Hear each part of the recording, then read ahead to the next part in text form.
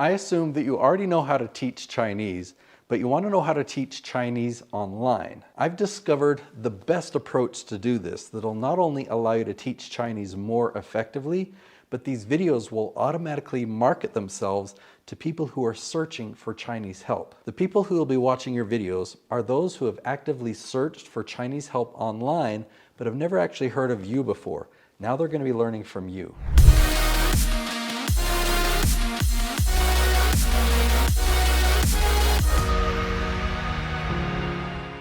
Okay, first we're going to talk strategy about teaching online.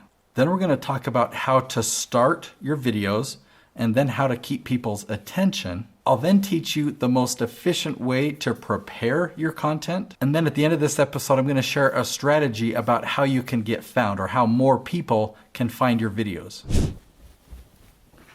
I make hundreds of educational videos every month on YouTube. This is my expertise, and I help lots of other educators do the same. In fact, many of them are doing extremely well financially. Several of them are making six figures every month, and we follow this exact strategy. So here's the strategy. People all around the world right now are searching for your expertise.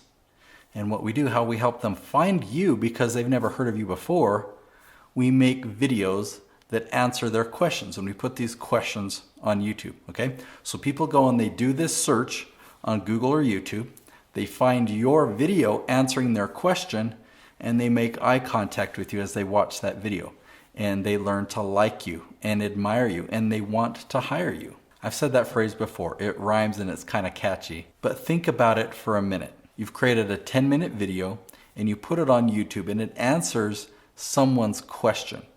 They're really appreciative that you've answered their question and they see you as the expert on that topic. Now, it doesn't take much then for people to get to a point where they want to hire you. Maybe they subscribe and they watch a couple more videos and then they've gone and checked out your website and they learn to see what you offer. Pay attention to what I'm going to show you right now because this is amazing, okay? You need to do keyword research before you film, and it's extremely easy when you have this one tool. Check this out. This is the keyword magic tool. It's on the website SEMrush. Now, they have a lot of tools, but you don't need any other tool. I don't use any of the other tools. I only use this one. Now, I'm just going to put in one word. Watch this, Chinese. Then I'm going to hit the questions button. I always turn on that questions button. And then last, I'm going to turn on an advanced filter and increase that word count to a minimum of 8. I want questions that have 8 or more words in them. I mean, this is crazy, but look at all these options here. How do you say thank you in Chinese? How do you say I love you in Chinese? How do you say Happy New Year in Chinese? How do you say not this time in Chinese? Now this list goes on and on and on and on. That's one page. What if I go out to page 10? Just curious. Okay, so there still are tons of questions, but they're not necessarily talking about speaking Chinese like all the ones at the beginning were. So I am going to go back and add the word say. And then I'll go down, and I'm just curious. I'm going to do it again. I'll go out to page 5. Yeah, so how do you say Jesus loves you in Chinese? I like that. How do you say leave me alone in Chinese? Now I want you to comb through this list yourself and find the questions that you're most excited about in answering. And then maybe you could gauge, is this person really wanting to learn Chinese, or are they just wanting to offend somebody? This was just my first search. I mean, you could come up here and I can, instead of Chinese say, let me put in Chinese grammar. All right, and there are 2, but let me lower the word count down to 6. All right, so we got this one, how to say grammar in Chinese. But A to Z grammar for Chinese language learners. I mean, you could give an episode that title and you'll pull in your target audience. Now, you might look over here and see this number 10. That's volume. That's how many searches are done each month for that exact phrase. So they're typing in A to Z grammar for Chinese language learners. That's a mouthful, and 10 is a huge number for something so specific. I consider it a golden nugget because when you have somebody that's typing in something so specific, you know they're your target audience and you want them to find you. But here's the magic behind it, okay? They type in this long phrase, your video pops up, that's the exact title. So of course they're gonna click on it and they're gonna watch your video all the way to the end, okay? The YouTube algorithm is watching. and it sees this and says, wow, that just happened. Somebody did a search, we suggested this video, and they watched it all the way to the end. We're going to show this video to more people, right? We're going to find more people who want to learn Chinese and recommend this video to them. So you're going to get way more than 10 views each month. That's just how you start it. If you go after a phrase that has huge search volume, it's going to have a lot of competition as well, and you're not going to be found. You're not going to get any views. And the algorithm notices that and says, oh, this video isn't a very good one. People don't like it. People aren't clicking on it. People aren't finding it. So I typed in Chinese. I typed in Chinese say. I typed in Chinese grammar. What words would you put in there? Go ahead and type them in the comments below, and I can make a new episode, or I can do some other searches for you to help you find great questions so that you can teach Chinese online. Now hold on just a minute. I just noticed that you haven't subscribed yet. So there's a red button. Go ahead and click that red button and subscribe to this channel. And then right next to it, there's a bell. Click that button as well. That turns on alerts so that each time I upload a new episode, you'll get an email from YouTube and you won't miss a thing. Once I have the titles selected, the list of videos that I want to film, and I'm ready to prepare the content, I use the same outline every time. This is what the outline looks like. I've got my title.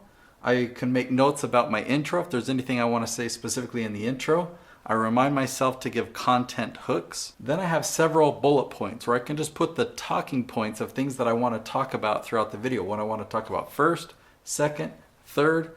I might end with a story. And then I always have a very specific call to action, whether I'm recommending the video that they should watch next or the lead magnet, the free gift that they can get by clicking the link below. Now, we already talked about your titles. Remember, this is probably an 8 or a 9 word phrase. That's what your title is. In your intro, you're basically reading the title to them and then telling them why it's important. So, hey, in this video, we're going to talk about this long sentence. I've been doing this for years, or this is really going to change your life, right? So something profound, something that's a why of why they need to watch this 10-minute episode. We're going to talk about the content hooks in a minute because we need to have the content prepared first. One way that you can think about it is in time. Like, I'm going to spend a minute here, then I'm going to spend a minute here. I'm going to share a story, maybe that's 2 minutes. I've got another minute here, and I've got another minute here. You'll know the time as you go along. Now, when you prepare it this way, you don't want to memorize it and on filming day try and remember all bullet points, because guess what? You can pause. I'm pausing a whole bunch while recording this video, but I know that my editors will just edit out those pauses. And what I have all my clients do is they do point number 1. They look at their notes, then they come and they look into the camera and they deliver point number 1. They might talk for 1 minute, 90 seconds, maybe 2 minutes, and then they finish point number 1. Then they come back, they look at their notes. Oh yeah, that's what I was going to talk about next. Then they come back to the camera and they deliver point number 2. They're not thinking about what point number 3 is. In fact, we want them to intentionally pause after they're done talking about point number 2. They come back to their notes, they look at point number 3 and they think, oh yeah, that's what I was going to talk about next. They look at the lens of the camera and they deliver point 3. This is the best way to prepare your content because, one, it's simple. You're not writing out a lengthy script that might take you a couple of hours to prepare for one video. Now you can just bullet point the talking points in maybe 5 minutes, maybe 10 minutes, and that episode is prepared. And you can take the burden off your shoulders of having to memorize all this content because you've just got memory joggers. I'm going to talk about this first, then I'm going to talk about this second. And you're going to pause between each one. When you start your episode, all you need to do is 2 things. Okay, you need to say what the video is about and then tell them why they should watch. So when you do keyword research, you find that phrase, that question that people are asking. In the case of this video, it's how to teach writing online. So when I started the episode, I mentioned what the video is about and then gave a why. So let me even try another one. I don't remember what I said. Welcome back. In this video, we're going to talk to you about how to teach writing online. You probably already know how to teach writing. Well, I figured out the best strategy of how to teach writing online. So it's really as simple as that. If the title of my video was how to invest in real estate with no money, this is how I would start it. Welcome back. In this video, I'm going to teach you how to invest in real estate with no money. I've done it dozens of times. I figured out the best strategy that has the least risk with the highest profits, and I'm going to teach you my strategy in this episode. Or if the title of your video was how to get your kids to listen without yelling, I might say, Welcome back. In this video, I'm going to teach you how to get your kids to listen without yelling, because sometimes that's all we can do is just yell, and it seems to like escalate. We yell and finally they listen. Well, now I'm going to teach you how you can get them to listen the first time so you never have to get to that point. So now you try it. Take one of the questions that we find doing keyword research about writing, how to do such and such. Let me make up one like, how can a teenager learn to write fiction? All right, so I might start at the episode. Welcome back. In this episode, I'm going to be talking to teenagers and how teenagers can learn to write fiction. I've been a writer for 40 years and I've taught many teenagers and they've learned how to write fiction, so I'm going to share with you what I taught them. Something like that. After you've done your intro and the little opener has played, your little branding piece that's 6 or 8 seconds long, then comes the content. And you want to start out your content with content hooks. So I want to demonstrate how not to do it and then a better way to do it. So on the outline here, I'm going to just demonstrate with this title, How to Get Rid of Strep Throat Without Antibiotics. Now, Doreen Spackman, she's the expert on this topic. She taught it to me. I've used the remedy many times, so I'm going to pretend that that's my expertise, okay? And here's my outline. You notice I've got 3 words or 1 word or 2 words, okay? Very simple outline. I've got 6 different points that I'm going to cover in the video.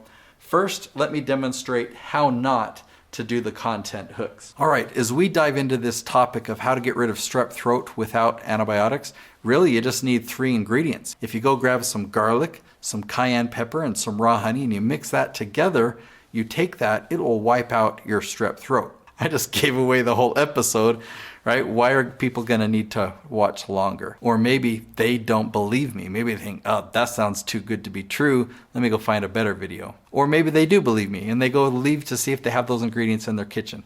Who knows, but they're certainly not gonna stick around for the full episode. So here is a second attempt, and I'm gonna set some content hooks that create curiosity. All right, as we dive into this topic of how to get rid of strep throat without antibiotics, first, we're going to talk about why not antibiotics. And there's some good reasons why you might want to consider an alternative. Then there are 3 ingredients. We're going to talk about each one and how each one is a natural antibacterial and a natural antiviral. It's amazing stuff. Then we're going to go to the kitchen.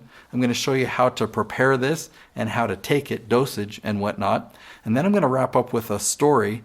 My son, when he was really young, he had a high fever, he had strep throat, and we used this remedy. He also experienced a side effect that you're going to want to know about because you're probably going to experience this side effect as well. All right, let's dive in.